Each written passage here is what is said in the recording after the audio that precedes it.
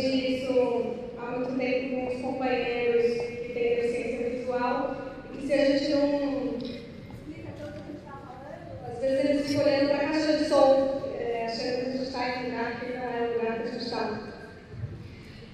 Bom, a gente juntou as duas mesas aqui, vocês perceberam, né? A gente juntou a mesa do balanço da agenda, já com a mesa da relação de parcerias. Então, o meu papel aqui vai ser, antes de mais nada, fazer o balanço da agenda inicial e depois abrir para as próximas falas que vão tratar mais especificamente da relação de parcerias. Para fazer um balanço dessa agenda, eu resolvi escrever. Não costumo, não, mas acho que vale a pena para não esquecer de nenhum dos pontos que foram necessários e que foram trabalhados durante esse tempo. Então, vocês me desculpem e espero que vocês, enfim, não se cansem, mas eu vou ler o que eu escrevi essa madrugada para o dia de hoje. O que estamos vivendo aqui hoje é parte de uma história, da história do nosso país, da história do nosso presente. Cada um de nós que estamos aqui hoje, presencial ou virtualmente, faz parte desse grande mosaico de interação que ajudou a construir esse momento. Isso porque todos estamos envolvidos com as organizações da sociedade civil, nas mais diferentes atuações.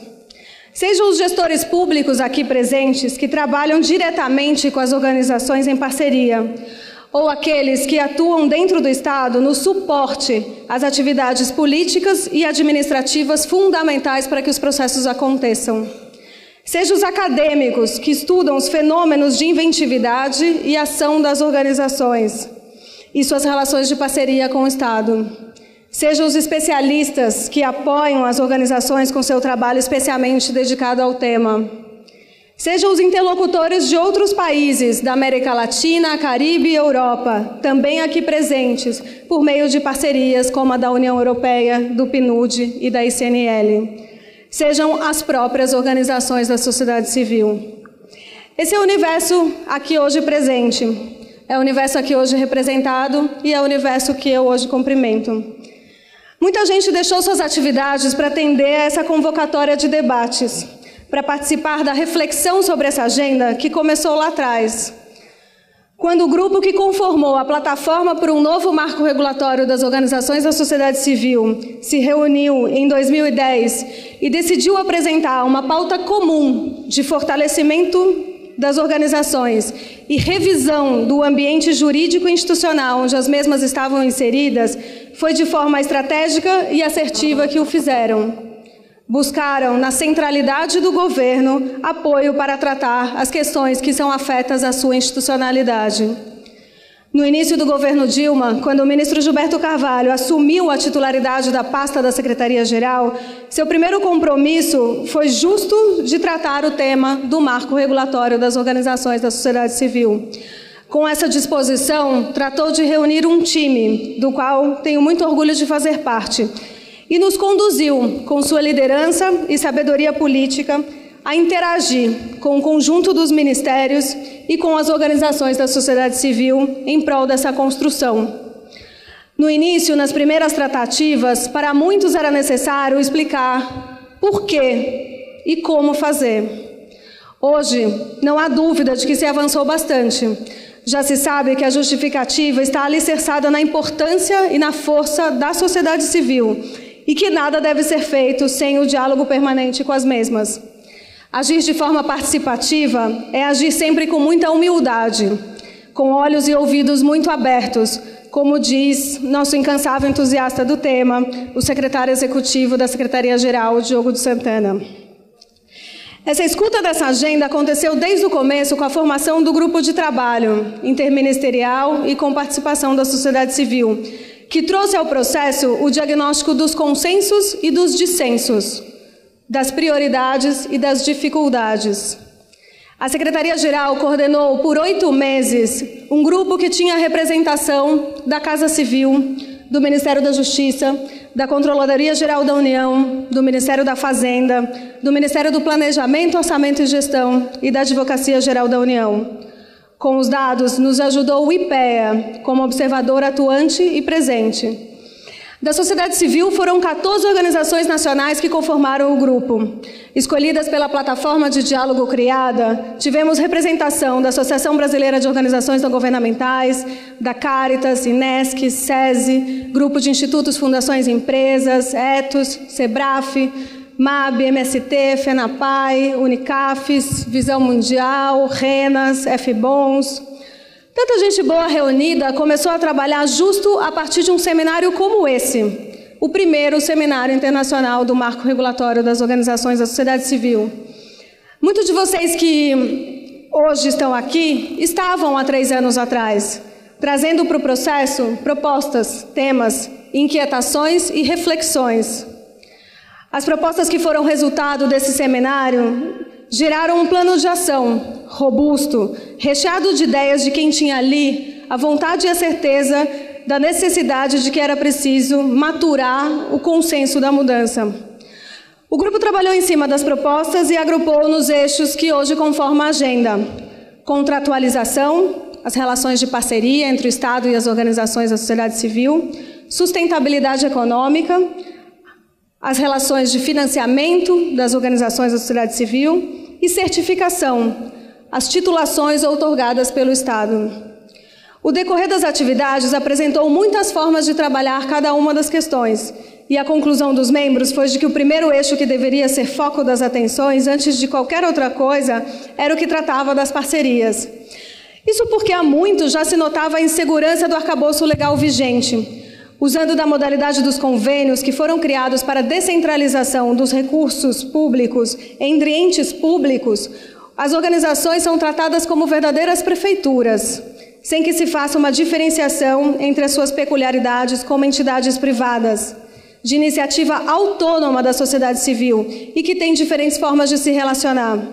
Suas relações de trabalho, por exemplo, não são da mesma natureza que os servidores públicos, e por isso qualquer analogia que se faça sem circunscrever as suas diferenças gera distorções. Numa mesa de balanço de agenda, tenho que aqui reconhecer que o ano de 2011 foi particularmente difícil. Era o primeiro ano de governo, e essa fragilidade da legislação das parcerias com o Estado foi sentida na pele do governo e das organizações por uma série de denúncias públicas referentes ao tema. Na maioria delas, as questões se centravam nos processos de escolha das organizações e na ausência de legitimidade das mesmas para a execução de políticas públicas. Utilizando-se de organizações como fachadas jurídicas para interesses escusos de uma minoria, a sociedade passou a cada vez mais clamar por maior rigor no controle dos recursos públicos nessas relações. Como resultado imediato e providencial, o governo instituiu novas regras para modificar essa situação. Chamamento público obrigatório, 3 anos de existência, 3 anos de experiência, ficha limpa para as organizações, criação do cadastro de entidades impedidas e ainda a suspensão do repasse por 1 mês para avaliar a situação de cada parceria dentro dos ministérios. Nesse mesmo momento foi que se criou o grupo de trabalho. Com essa janela de oportunidade conquistada para o aprimoramento desse ambiente em conjunto com a sociedade, foi que nos agarramos com unhas e dentes. Tanto as organizações quanto os gestores públicos envolvidos nesse processo passaram a diuturnamente trabalhar. O grupo resolveu avançar para além do diagnóstico. Decidiu escrever uma minuta, fazer uma contribuição concreta de uma nova lei que pudesse alicerçar essa relação. Foram muitas reuniões, muitas redações, muitas explicações, muitas considerações, muitas ponderações. Ao final, se consolidou um relatório que está disponível na internet, na página da Secretaria-Geral da Presidência, que se soma aos anais dessa história que eu conto hoje. Em agosto de 2012, quando o relatório do GT foi apresentado, no âmbito de um projeto de lei em andamento no Congresso, um requerimento para a realização de uma audiência pública foi aprovado.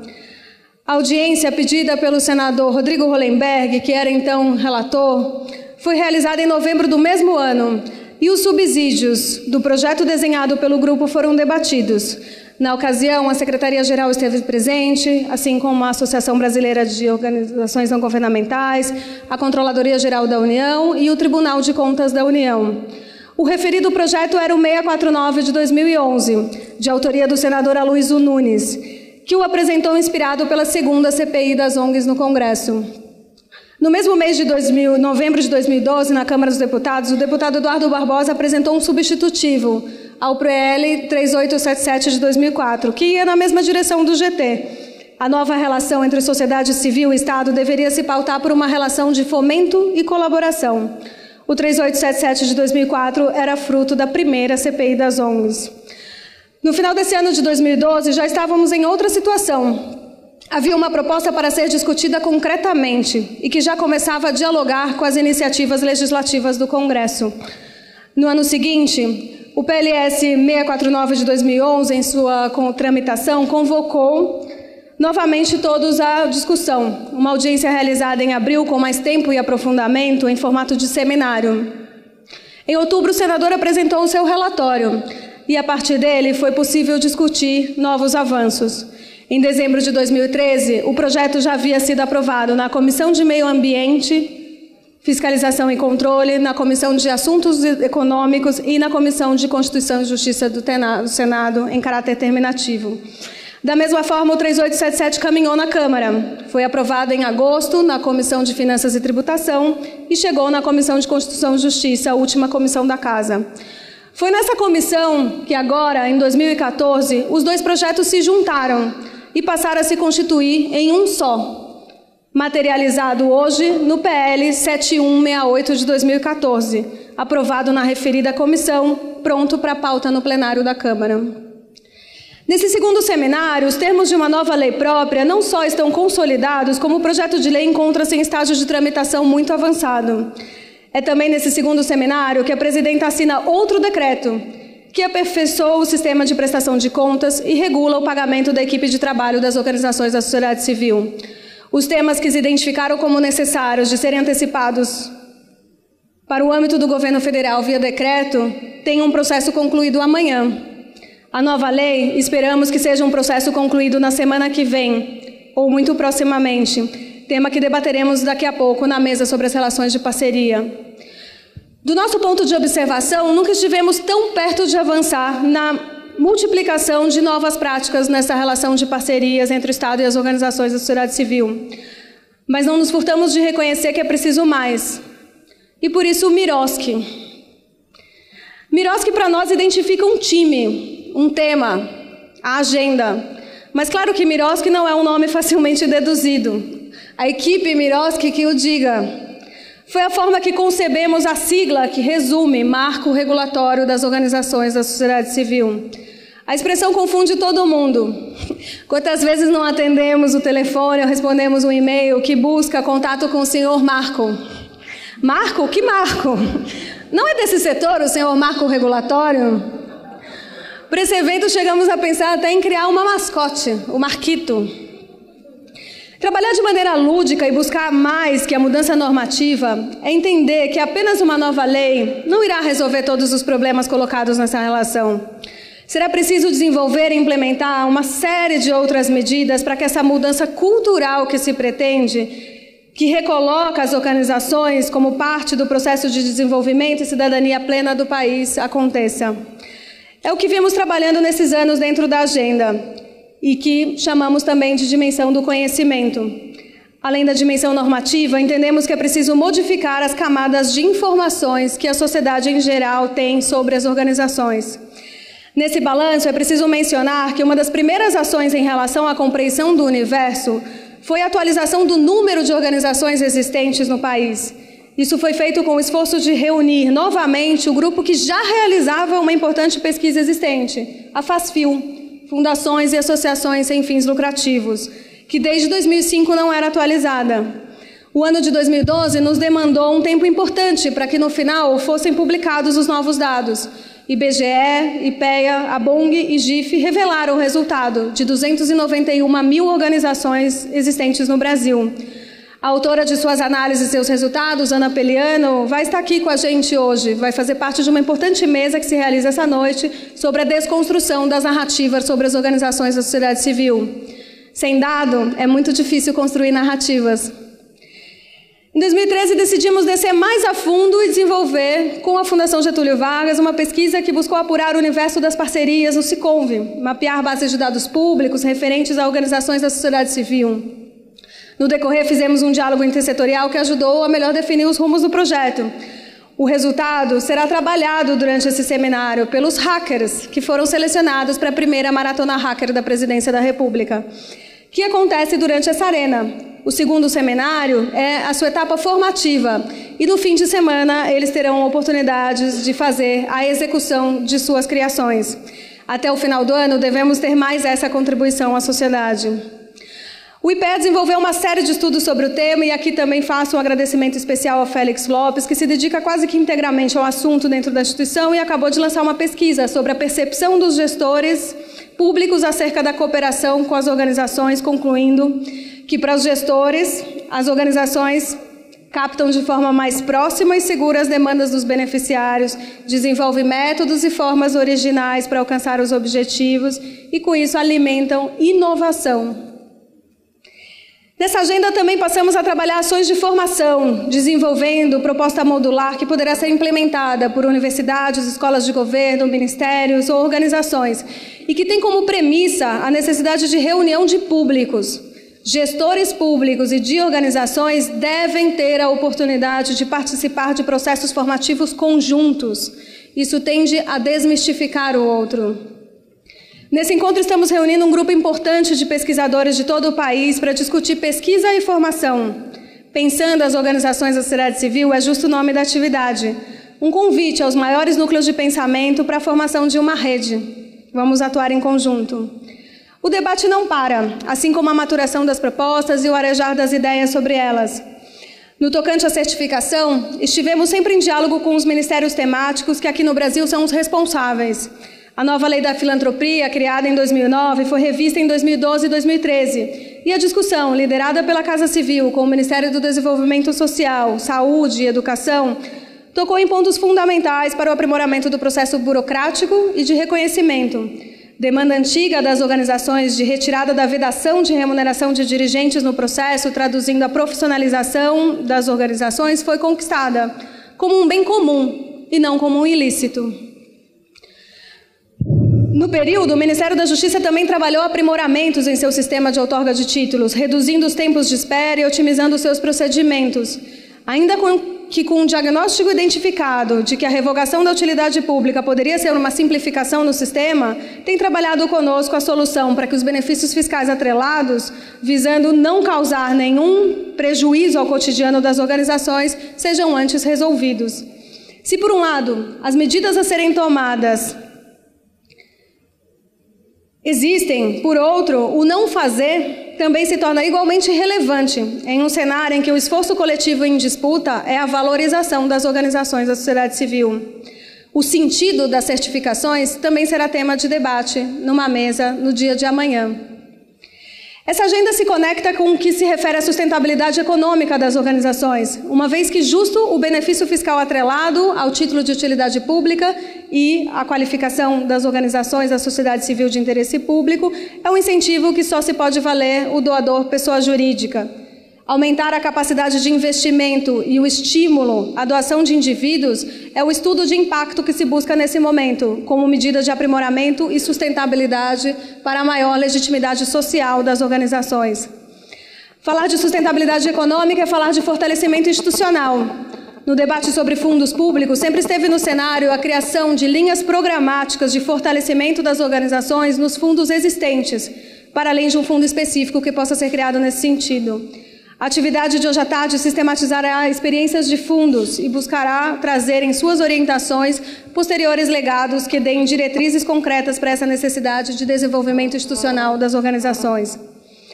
O mapeamento das propostas gerou uma série de frentes e estivemos em todos os espaços de diálogos que foram possíveis, para além do que proporcionamos para buscar construir uma agenda próxima da necessidade e realidade das organizações. Foi nesse sentido que surgiu de maneira mais contundente o debate sobre fundo patrimonial e sobre fundos solidários. Agendas importantes de captação de recursos e de utilização para as organizações como alternativa de sustentabilidade e para as comunidades como forma de empoderamento local, respectivamente. A última mesa dessa manhã também trata sobre isso. Um outro estudo aprofundado que se desenvolveu ao longo e pode se materializar como resultado é o Simples Social. Pesquisa convocada pelo programa Pensando o Direito da Secretaria de Assuntos Legislativos do Ministério da Justiça foi realizada e está sendo entregue agora em 2014. Racionalizar pagamentos de tributos de forma mais simplificada certamente ajuda a gestão das organizações da sociedade civil. Por fim, gostaria de sublinhar que nesse espectro também se percebe que um locus institucional permanente dentro do Estado pode ajudar a agenda a alçar voos maiores e mais sistemáticos. Nesse meio do caminho, visitamos outros países para conhecer experiências e nos chama a atenção o trabalho desenvolvido pela Charity Commission no Reino Unido, cujo representante que está aqui conosco falará na próxima sexta-feira na mesa sobre panorama global. Não se pretende aqui importar nenhum modelo estrangeiro, mas sim intercambiar experiências que nos inspirem a pensar os avanços necessários que se deve almejar. O projeto de lei em trâmite no Congresso prevê a criação de um Conselho Nacional de Fomento e Colaboração das Organizações da Sociedade Civil, que pode resultar num espaço de diálogo importante para a manutenção dessa chama acesa. Em nossa realidade brasileira, o SICOM é uma plataforma de transparência importante, da qual não podemos abrir mão. Construir uma interface que tenha uma linguagem própria e adequada para as organizações é também tema de debate nessa arena. Quando oferecemos essa agenda hoje para debate, o que entregamos, na verdade, é um conjunto de esforços, propostas e ações que foram construídas junto com a sociedade civil e que estão aqui porque vocês estão aqui para debatê-las. Por isso que queremos escutar, falar e pensar junto. No final do mandato, esse processo deixará um importante legado. Mas não será suficiente, já sabemos. E pelo muito que há para fazer, fica aqui o convite. Não só para as discussões desses dias, mas para a manutenção desse espírito provocativo, propositivo e construtivo, típico da nossa sociedade brasileira, que, consciente dos seus direitos, sempre quer mais. É legítimo que as organizações da sociedade civil acessem recursos públicos para colaborar em ações de interesse público. É legítimo que as organizações sejam fomentadas pelo Estado. É legítimo que haja mecanismo de estímulo à sociedade para que apoiem as organizações da sociedade civil. É legítimo que as organizações tenham autonomia para criticar ações do Estado, independentemente de serem parceiras do mesmo. É legítimo que participem dos espaços onde se formulam e se avaliam as políticas. É legítimo que as organizações sejam consideradas atores fundamentais da nossa participação social e da nossa democracia. O maior desafio desse processo é entender que a liberdade de associação é um direito humano e que deve ser vedada a interferência estatal em seu funcionamento, como apregoou a nossa Constituição brasileira. Para que as premissas que alicerçam essa agenda sejam parte do senso comum da nossa sociedade, temos que cada vez mais construir informações e contra-informações que ajudem a pautar o novo diálogo que se buscou empreender até aqui e que se quer dar continuidade, aprofundar e, por que não, radicalizar. Nelson Mandela nos inspira a pensar que se você falar com um homem numa linguagem que ele compreende, isso entra na cabeça dele. Se você falar com ele em sua própria linguagem, isso atinge o seu coração. Eu espero que aqui nesse espaço a gente possa falar uns aos corações dos outros. Obrigada.